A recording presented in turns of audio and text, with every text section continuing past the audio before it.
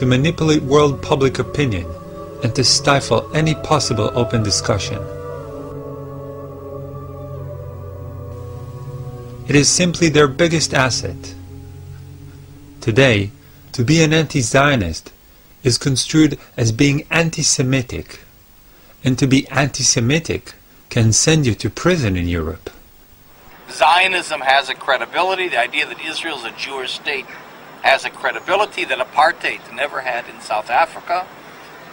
Christians that are critical hesitate to speak out because they're afraid of being smeared as anti-Semites. So you find very little criticism of Israel in the media. Part of it is, of course, the fact that we're dealing with Jews. So the non-Jewish world feels guilty for the Holocaust, feels guilty about the Jewish issue, and so on. It's used politically in a very effective way, in a very cynical way. I mean, it's very hard to say this, but I think it's true. It's seen as a very useful PR tool. You know, the way the government plays on the guilt in Europe over the Holocaust, so that you can't criticize us. Look what you did to us, you see. It intimidates non-Jews. It closes up discussion. It's very effective. And Israel is willing, for the sake of its PR and to silence critics, it's willing to sell the victims of the Holocaust. The sad fact is that those 6 million Jews that died because of a fascist, racist ideology are cynically being used today to justify and support another fascist, racist ideology. As most of my family, on both sides, were amongst the victims of the Holocaust, I withdraw my permission from Israeli government and Zionists worldwide to use their death in such a hideous way. I made this documentary so none can say in the future, "We didn't know." Now you know, so you can act.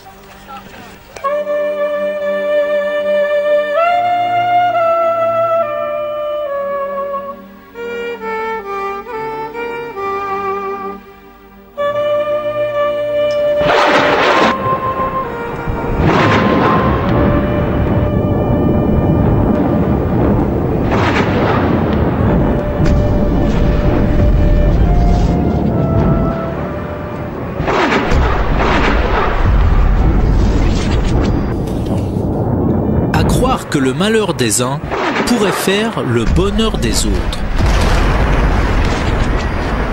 En tout cas, les bombardements sur la bande de Gaza attisent la curiosité.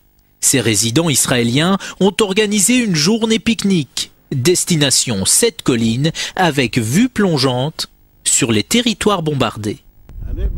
Je suis venu voir Gaza, les attaques aériennes, voir nos avions, pour me divertir un peu en ce jour de Shabbat.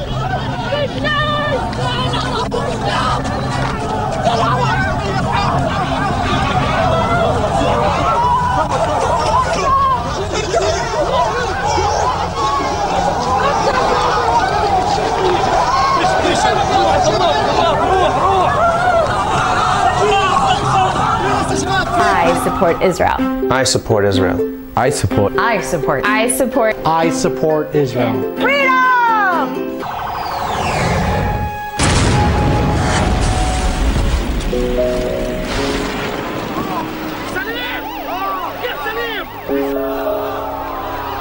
I support Israel. Because it's the right thing to do.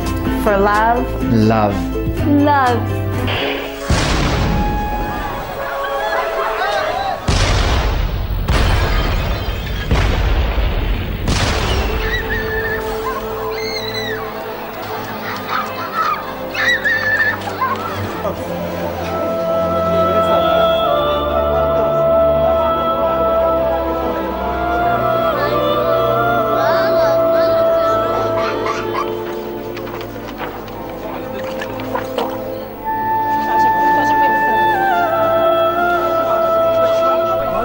On voulait être avec nos compatriotes qui vivent près de Gaza. On voulait voir les attaques et tout ce qui se passe ici. Il faut sortir de l'engrenage de la violence, sinon Israël court à la catastrophe. C'est le cri d'alarme de 4 anciens patrons du Shin Bet, le service de sécurité d'Israël. En novembre dernier, ces patriotes appellent à un sursaut du pays. Nous sommes en train de devenir des occupants professionnels. Je crois que j'ai utilisé ce mot. Et je dis ça de manière péjorative. Des occupants professionnels qui veulent gagner avec les poings en utilisant la force. In terms of what's going on now, what's your assessment of what Israel is doing in Gaza? I can answer you with 2 words: a war crime. My government is now engaged in a massive war crime, killing hundreds of innocents. It's not just a war crime against the Palestinians, it's a crime against the Israeli people. And on behalf of thousands of Israelis that are demonstrating right now in the streets of Tel Aviv, in Jerusalem, and in many other places, with Palestinians, with internationals, people from all kind of background and all parts of the Israeli society are completely ashamed and against this crazy assault. We know that you cannot kill, as Jewish people, we know that you cannot kill the desire of people to be free.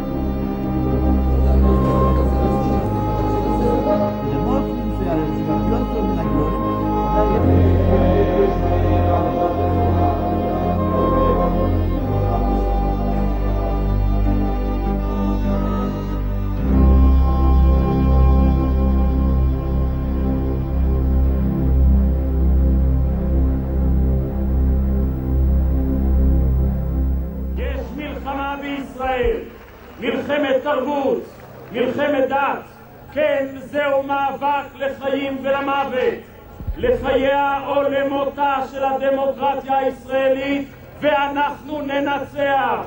זאת מלחמה. עליכם להבין סוף סוף שזאת מלחמה. אנחנו לא רוצים אותם לתוך החיים שלנו. אנחנו לא רוצים חקיקה דתית. אנחנו האמנו שהם, האורתודוקסים החרדים, ייעלמו תוך תוך. ונפריד, כן נפריד, בין המדינה לבין הדת, בין הדת לבין המדינה. אז יש לזה רק פתרון אחד, ההפרדה. הפרדה בין דת ומדינה. כולם ביחד, נלך, נעשה חוקה לישראל, נגן על בית המשפט, נגן על כך שנהיה מדינה דמוקרטית, כפי שאנחנו רוצים שתהיה, על פי החלום של אבות הציונות, דוד בן-גוריון, זאב ז'בוטינסקי, בנימין זאב הרצל, כאן בארץ ישראל. Israël est un pays riche, mais les inégalités y sont très développées. Il faut dire que 20% du budget de l'État va à l'armée et des milliards pour le développement des colonies. Fatigués de reculer, les Palestiniens attendent maintenant de la communauté internationale qu'elle leur octroie enfin la terre qu'on leur avait promis.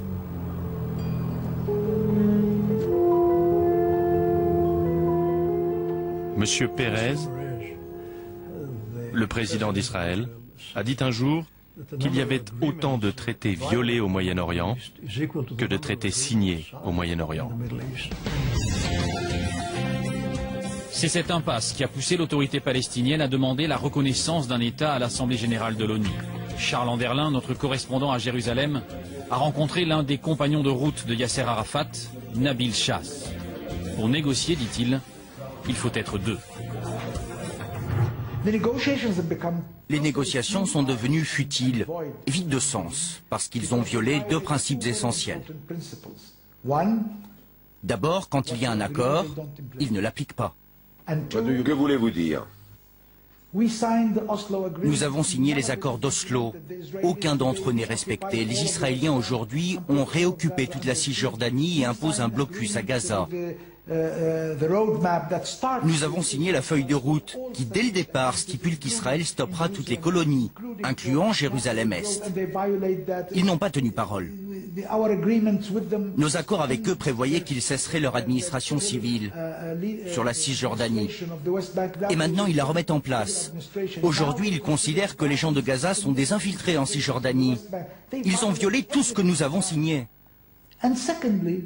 Et second point, ils n'arrêtent pas de changer les règles du jeu. Chaque fois que nous retournons aux négociations, le nouveau Premier ministre israélien, actuellement c'est M. Netanyahou, veut changer les règles. On ne parle plus des vieilles règles de Madrid, la terre en échange de la paix. On ne parle plus des règles d'Annapolis ou de la feuille de route.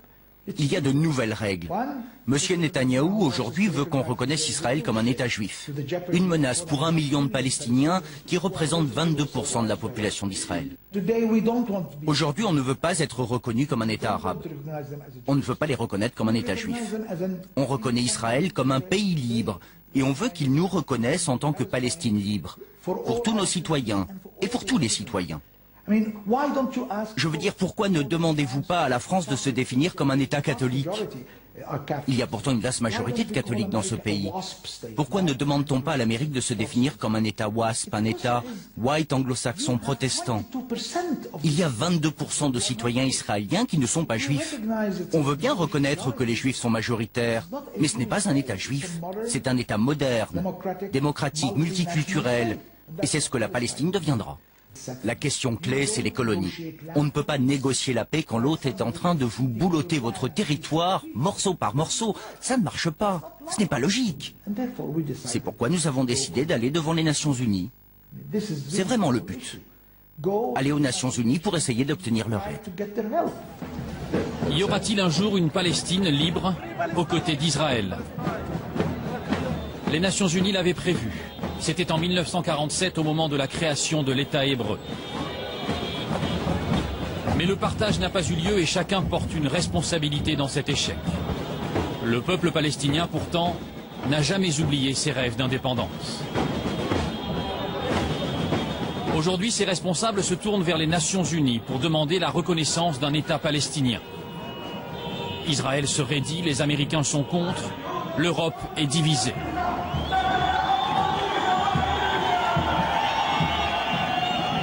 Tempête diplomatique, pressions en tout genre. Mais qu'est-ce qui bloque vraiment? Il y a déjà pourtant en Palestine une administration qui marche. La gestion des affaires courantes est saluée par les instances internationales. Lutte contre la corruption, sécurité renforcée, relance de l'économie, les résultats sont spectaculaires. En Cisjordanie, la ville de Ramallah en est le meilleur exemple. Seulement à côté de la Cisjordanie, il y a la bande de Gaza, dirigée par les islamistes du Hamas, tristement célèbre pour des attentats suicides meurtriers en Israël. En représailles, le territoire est soumis à un blocus. Pour s'approvisionner, c'est le système D.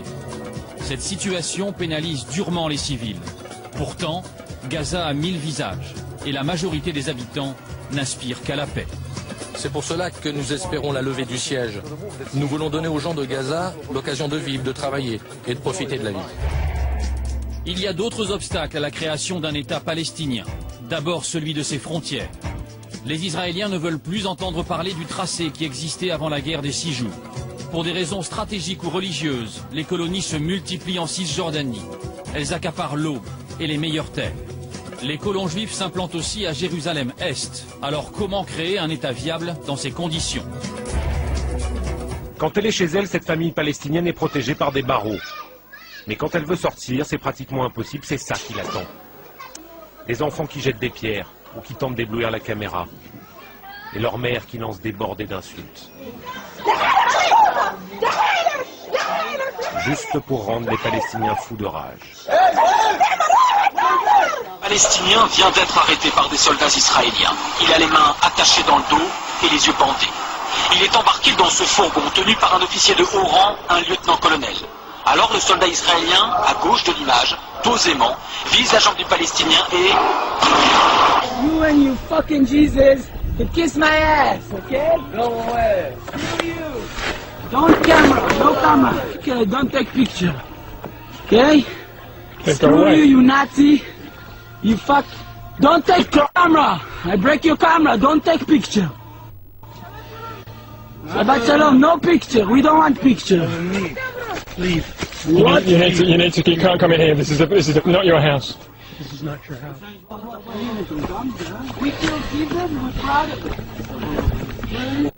This is my land. You This is not your land. It belongs to these families. You son of a bitch. I'm gonna kill you and the Palestinians. You Nazi, you son of a shit. This is my house. This is my land. God gave it to me. And fuck you. Israel is occupying the Palestinian people in my name. And all people of the world will not stop until this occupation ends and until the Palestinian people have their right of return, their right to live without occupation, and equal rights within Israel. That is why we are here. Israel is the pariah state, Israel is the rogue state, and the United States.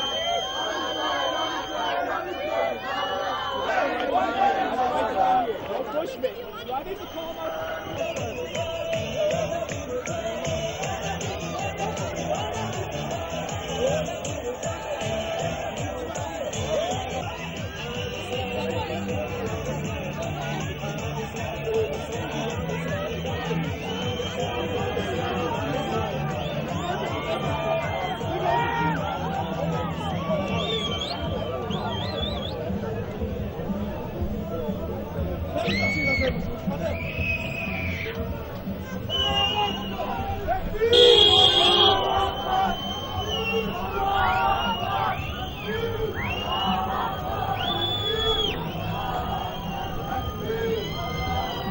Ancien représentant du Likoud en France, membre de la Fédération des sionistes de France, il se présente aujourd'hui comme membre d'une association antiraciste. Eh bien, Alex Moïse, c'était... ancien responsable du Likoud en France. Du Likoud France, donc de la droite pro-israélienne. Alex Moïse s'était plaint à la police de recevoir des messages et des menaces antisémites sur son téléphone portable. La police a fait une enquête sur ces messages antisémites. Voilà, a découvert que c'était Alex Moïse lui-même qui s'appelait sur son propre portable. Il a été condamné d'ailleurs à 2 mois de prison avec sursis pour ça, pour se faire des menaces antisémites. Elle avait donc menti. Les doutes dont nous faisions état hier se sont transformés en certitude il y a un peu plus d'1 heure, lorsque l'on a appris que la jeune femme qui disait avoir été victime d'une agression antisémite vendredi dans le RER avait avoué avoir tout inventé. Autre titre de l'actualité de ce lundi, l'aboutissement sauf coup de théâtre de l'enquête sur l'incendie du centre social juif de Paris. Il avait provoqué cet incendie, on s'en souvient, une très vive indignation. Eh bien, après la fausse agression du RERD, c'est une autre affaire qui se dégonfle. C'est un ex-employé juif du centre qui aurait mis le feu. Moetzet in conjunction with My Israel, has arranged an instruction day for wiki editors. The goal of the day is to teach people how to edit in Wikipedia, which is the #1 source of information today in the world. As a way of example, if someone searches the Gaza flotilla, we want to be there. We want to be the guys who influence what is written there, how it's written, and to ensure that it's balanced and Zionist in nature. Mais est-ce qu'il n'y a pas tout de même un milieu juif, de même qu'il y a un milieu protestant, de même qu'il y a un milieu catholique, intégriste, de même qu'il y a des milieux, est-ce qu'il n'y a pas aussi un milieu juif français, ce qui n'est pas une honte, les lobbies sont une réalité. Mais non, mais en tout cas, ça ne joue pas. Il y a évidemment des notables juifs. À 2 pas des Champs-Élysées, nous retrouvons David, militant à la Ligue de défense juive. Il nous demande de ne pas révéler l'adresse plutôt étonnante où il nous conduit, un bâtiment officiel protégé par la police française.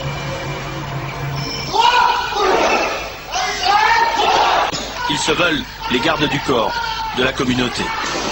Quelqu'un qui dit simplement un mot de travers sur la Shoah ou Shoah business, quelqu'un qui essaie de déformer la Shoah, on cogne. Fils de pute, je suis pas en train de prendre la merde, arrête, Vous filmez, vous. Ça va, ta gueule? Tu veux que je me nique, moi? Je ne pas, non? Mais ça va, c'est pas quoi, les gars?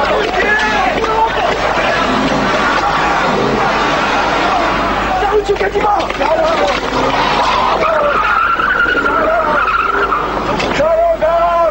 Qu'est-ce que c'est ça? Décidé à frapper dès que la respectabilité ou intérêts juifs sont menacés, à quelques exceptions près, tous ces jeunes juifs français seront bientôt citoyens israéliens. 2 millions de morts. Non, c'est un Et les 300... Non, non.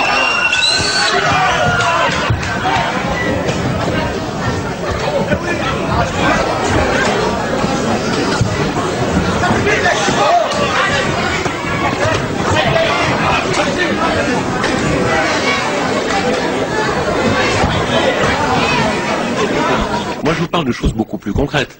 Il y a une mauvaise foi de beaucoup de juifs d'Europe qu'on constate chaque jour, qui, hors caméra, au café, sont prêts à critiquer un peu Israël. Mais qui, face caméra, se sentent obligés d'être solidaires d'Israël. Mauvaise foi, à voir peut-être, mais... C'est pas de la mauvaise foi, je pense en l'occurrence que c'est une question d'honneur. Par ma femme, je suis lié de manière éternelle à la communauté juive et à Israël, quand même. Israel's security is sacrosanct. It is non-negotiable. And Jerusalem will remain the capital of Israel and it must remain undivided. Pourquoi faut-il aller à Tel Aviv pour devenir président des États-Unis ou président de la France? C'est une question très simple. C'est que ils ont des moyens de vous faire élire, des moyens financiers, des moyens médiatiques.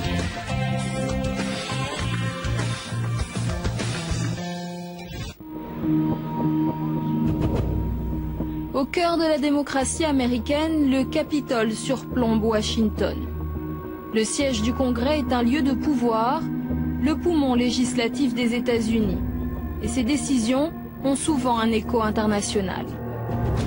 Ce matin, la Commission sur les affaires étrangères se penche sur l'aide américaine versée à l'autorité palestinienne, 500 millions de dollars chaque année. À l'annonce de la démarche palestinienne à l'ONU, les élus exigent des sanctions financières. Cette controverse autour de la création unilatérale d'un État reflète l'échec de l'autorité palestinienne face à ses obligations. Ils nourrissent la haine anti-israélienne et glorifient la violence extrémiste. Nous pouvons encore limiter les dégâts. 4 experts sont auditionnés. Tous sont sur la même longueur d'onde. Dans ce panel présenté comme impartial, pas une voix ne défend les intérêts palestiniens. Ces analystes tirent la sonnette d'alarme pour Israël. Cette résolution contient 3 pilules empoisonnées pour Israël. Elle va créer des frontières qui rendront tout accord de paix impossible. Les officiels israéliens pourront être poursuivis à la Cour pénale internationale et il y a aussi un risque de violence sur le terrain. Comme les 3 autres experts à ses côtés, David Mekowski est proche de l'AIPAC. L'AIPAC, c'est l'American Israel Public Affairs Committee, le principal lobby pro-israélien aux États-Unis. Mekowski travaille dans un laboratoire d'idées créé par l'AIPAC pour irriguer le débat public.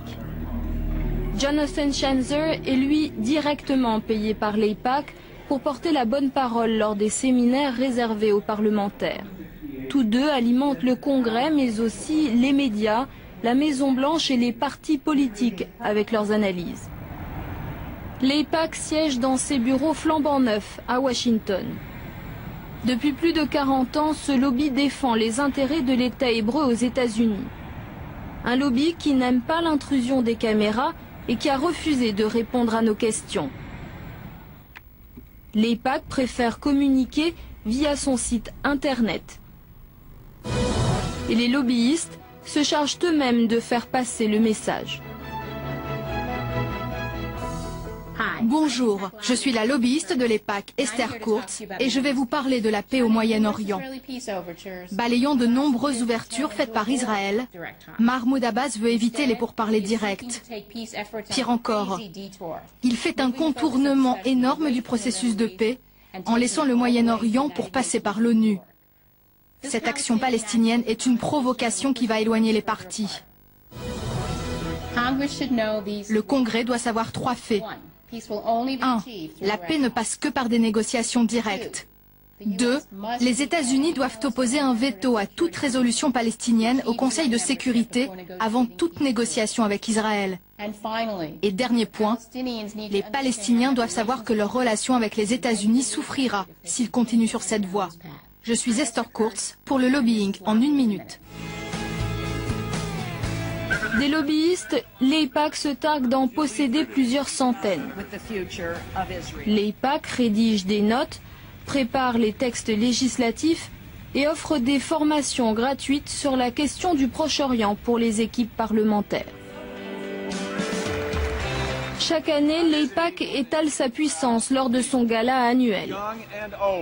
C'est l'un des événements les plus importants de l'année politique américaine, une démonstration de force qui voit accourir les membres du Congrès, mais aussi les politiciens étrangers et les riches donateurs pour 3 jours de conférences. Chaque année, le Premier ministre israélien et le président américain font le déplacement. Le lien entre les États-Unis et Israël est inaltérable.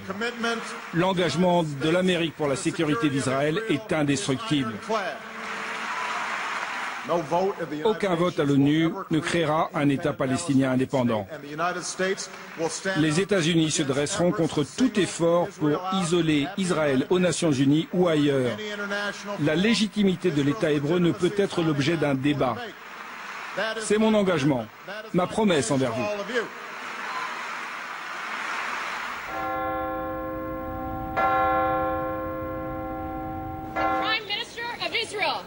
Cette année, au lendemain du gala de l'AIPAC, Benjamin Netanyahou s'est rendu au Congrès. Il est l'un des rares chefs de gouvernement étrangers à y avoir été invité une seconde fois. Accueil triomphal, même si son